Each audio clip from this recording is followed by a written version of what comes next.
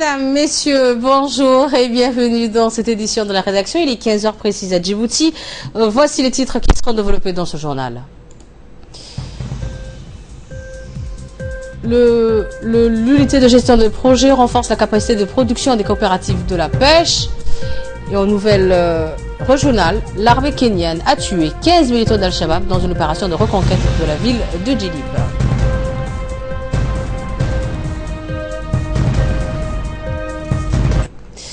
Bonjour. La conférence internationale sur la résilience, la recherche et l'innovation continue toujours ses activités à l'hôtel Kempinski Palace. Le ministre de l'Enseignement supérieur et de la Recherche, Dr Nabil Mohamed Ahmed, la secrétaire d'État à la solidarité nationale, Madame Zahra Youssouf Qayad, des chercheurs et des scientifiques, mais aussi des experts ont pris part à cette nouvelle session.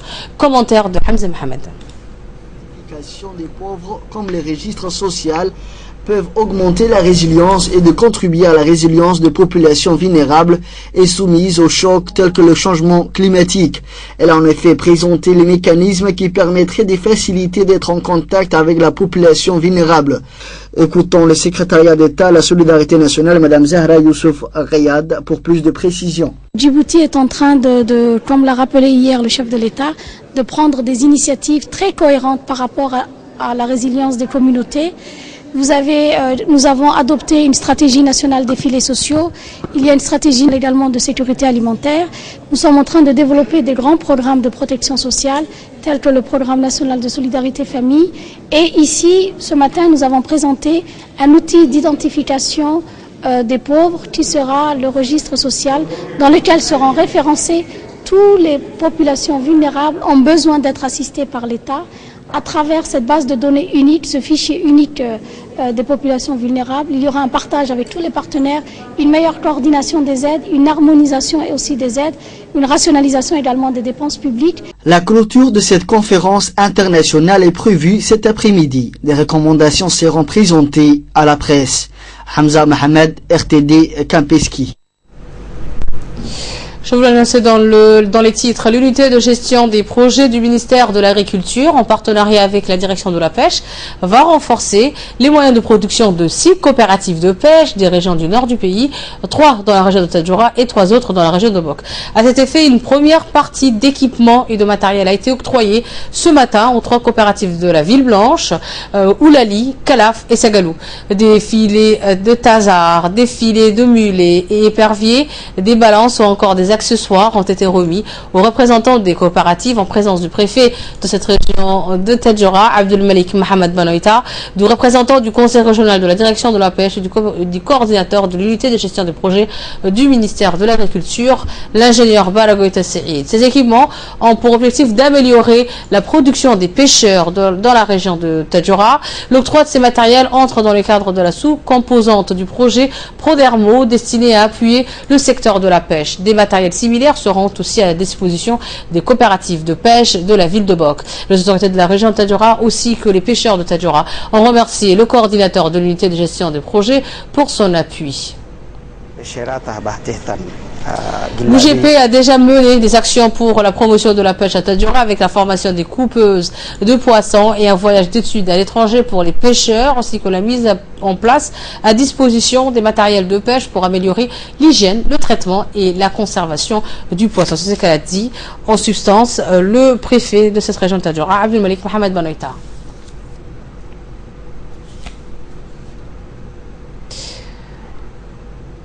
Et pour plus de précision là-dessus, je vous propose d'écouter les propos de l'ingénieur de l'unité de gestion des projets, l'ingénieur Balagoïta Saïd. Les projets Prodermo, donc connus pour son intervention dans le domaine de la mobilisation des eaux de surface et gestion durable de terre, appuient le secteur de la pêche dans les régions nord, notamment sur 6 sites.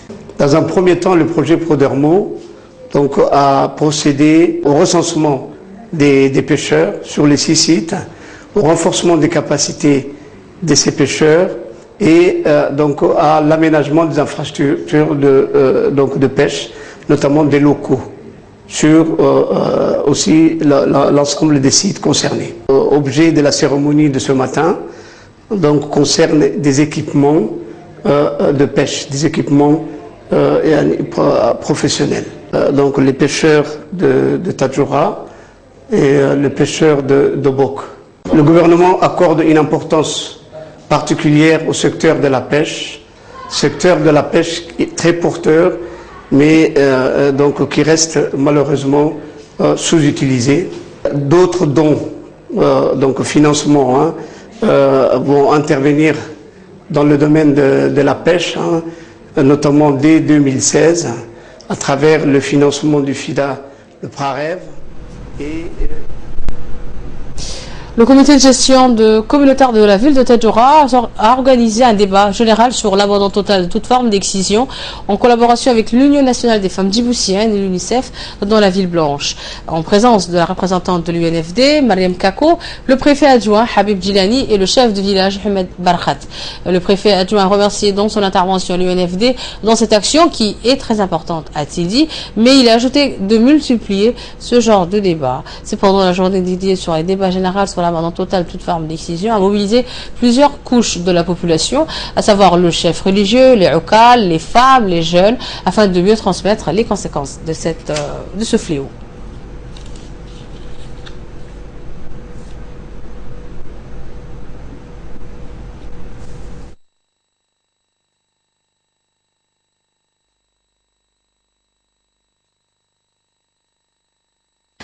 Ces programmes d'abandon total de toute forme d'excision vit les conséquences des MGF qui n'est pas appliqué dans la religion, qui est facultatif.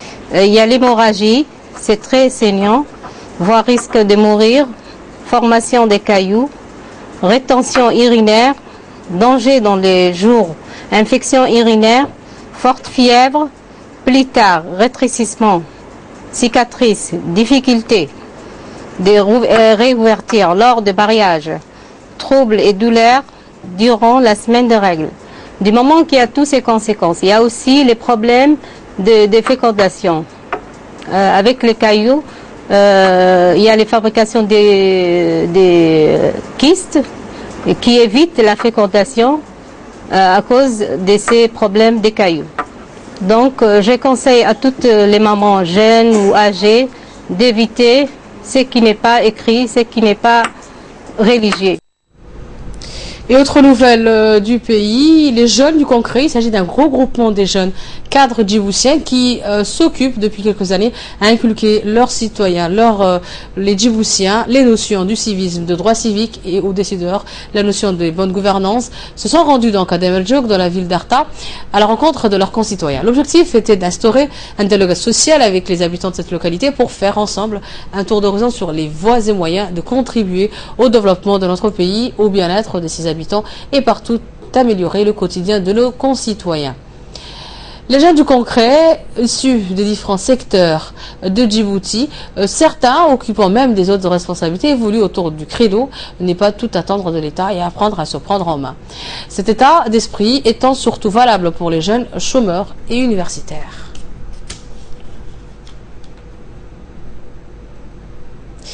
Un sujet social maintenant, l'évolution des prix des légumes en page sociale et concernant les prix des légumes en République Djibouti.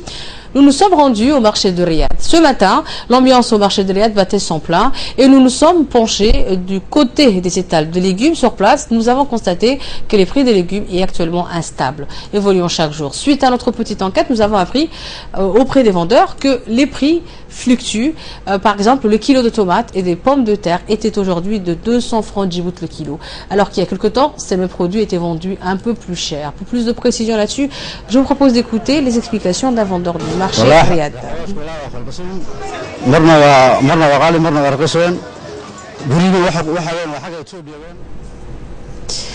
Actualité internationale maintenant, l'Inde, le Pakistan et l'Afghanistan frappés par un puissant séisme meurtrier. La secousse de magnitude 7.5 sur l'échelle de Richter a été particulièrement longue. L'épicentre du tremblement de terre se situe à Jurm, dans les montagnes reculées du nord-est de l'Afghanistan. Ferdouz Hussein pour plus d'explications. Le séisme qui a secoué hier l'Asie du Sud a fait au moins 300 morts. Difficile de connaître le nombre exact de victimes pour l'heure, tant la situation est chaotique ici au Pakistan, le pays le plus touché. Certaines sources évoquent un bilan de plus de 600 victimes. Pourtant, c'est en Afghanistan voisin que l'on trouve l'épicentre localisé à moins de 100 km de l'Hindoukouche dans l'Himalaya. Le tremblement de terre, d'une magnitude de 7,5 sur l'échelle de Richter, est le plus important qu'ait connu la sous-région depuis le séisme qui a secoué le Népal au mois d'avril. Kaboul a recommandé hier à la population des zones sinistrées de rester à l'extérieur pour éviter de nouveau d'éventuelles répliques. Le tremblement de terre a été ressenti jusqu'à New Delhi sans y faire de victimes. Seules certaines localités indiennes voisines du Pakistan ont enregistré certains dégâts matériels. Actualité africaine maintenant, alors que l'annonce officielle des résultats de l'élection présidentielle ivoirienne est attendue mardi, les observateurs internationaux ont jugé le scrutin transparent. Toujours Ferdous Fessel pour plus de précisions. Alors que l'annonce officielle des résultats de l'élection présidentielle ivoirienne est attendue aujourd'hui, les observateurs internationaux ont jugé le scrutin transparent. Les observateurs s'attendaient à une faible participation, en tout cas bien inférieure à celle de 2010, lorsqu'elle avait frôlé les 80%. Ce chiffre exceptionnel correspondait à une élection de sortie de crise organisée par d'innombrables reports depuis 2005. Cette élection, dans la première économie d'Afrique de l'Ouest et leader mondial de la production de cacao, est considérée par la communauté internationale comme cruciale pour tourner définitivement la page des violences meurtrières de 2010. 3 candidats et une partie d'opposition avaient appelé à boycotter l'élection, qualifiant le scrutin de massacre électoral, tandis que le camp Ouattara, confiant dans sa victoire pour un nouveau mandat de 5 ans, avait identifié la participation comme déterminante pour la crédibilité de l'élection. Une élection qui s'est déroulée sans incident majeur a été jugée hier crédible et transparente par des observateurs de l'Union africaine et de la sous-région. Et pour clôturer ce journal au Kenya, maintenant dans la région, l'armée kenyane a tué 15 militants d'Al-Shabaab dans une opération de reconquête de la ville de Djilib. Ferdous Hussein également.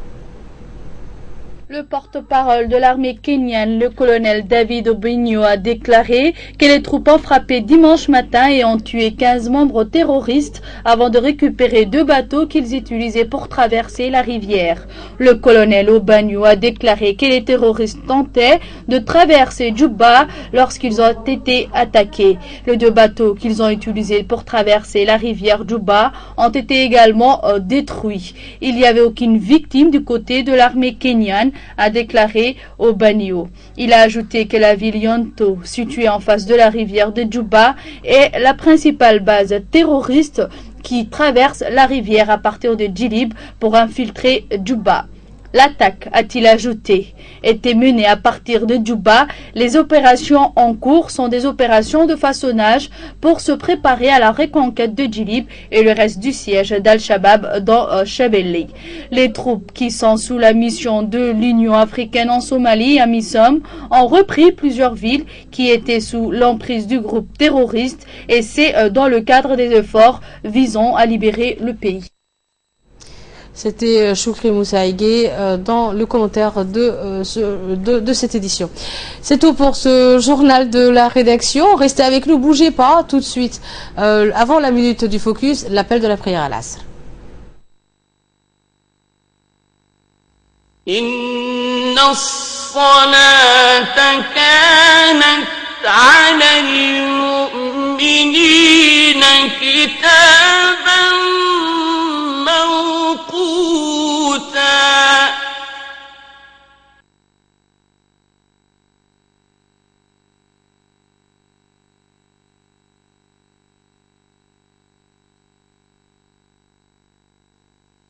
الله أكبر الله أكبر الله أكبر الله أكبر أشهد أن لا إله إلا الله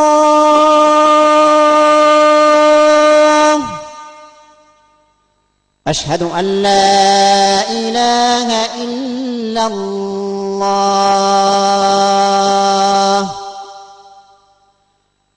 أشهد أن محمدا رسول الله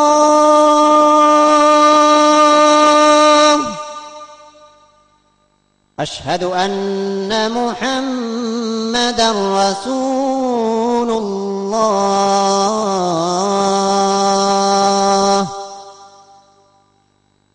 حي على الصلاة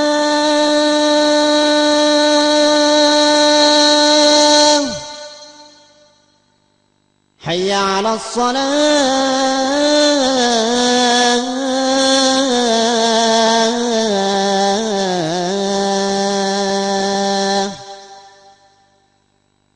حي على الفلاح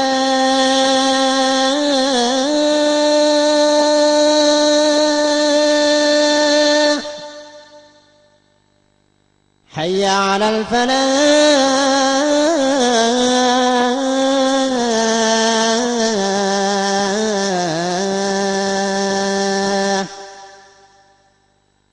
الله أكبر الله أكبر لا إله إلا الله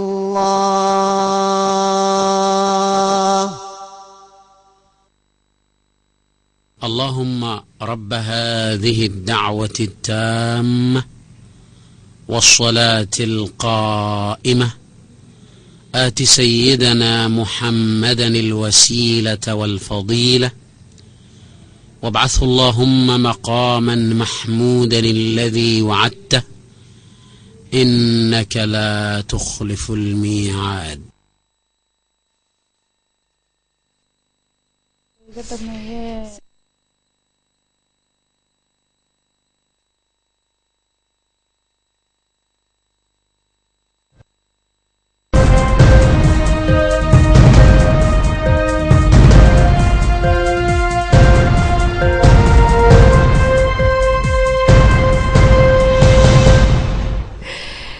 Choukri Moussaïgué nous a rejoint pour ce focus de ce mardi après-midi. Bonjour Choukri. Bonjour Choukri. Bienvenue sur ce plateau et tu vas nous parler de 4 points Choukri.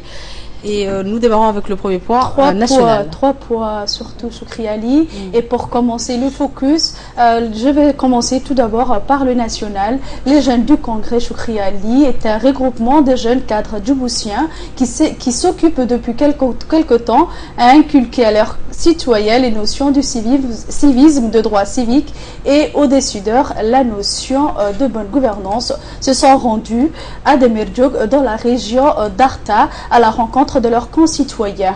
L'objectif est d'instaurer un dialogue social avec les habitants de cette localité pour faire ensemble un tour d'horizon sur les voies et moyens de contribuer au développement de notre pays, au bien-être de ses habitants et partout améliorer le quotidien de nos citoyens.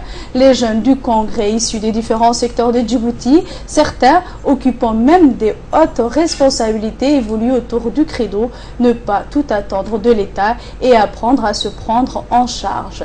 Cet état d'esprit étant surtout valable pour les jeunes chômeurs universitaires. Et pour un peu détailler ce point, Choukri Ali, le président de la République a mis en place une institution pour que les jeunes universitaires, de l'obtention de leur diplôme universitaire, c'est-à-dire la licence, ils ont le droit d'aller au FDED de Djibouti, au Fonds de développement économique de Djibouti, pour demander un prêt que le président de la République lui-même se porte garant pour aider pour démarrer peut-être une entreprise, vie, un revenu, pour avoir prendre en main leur vie.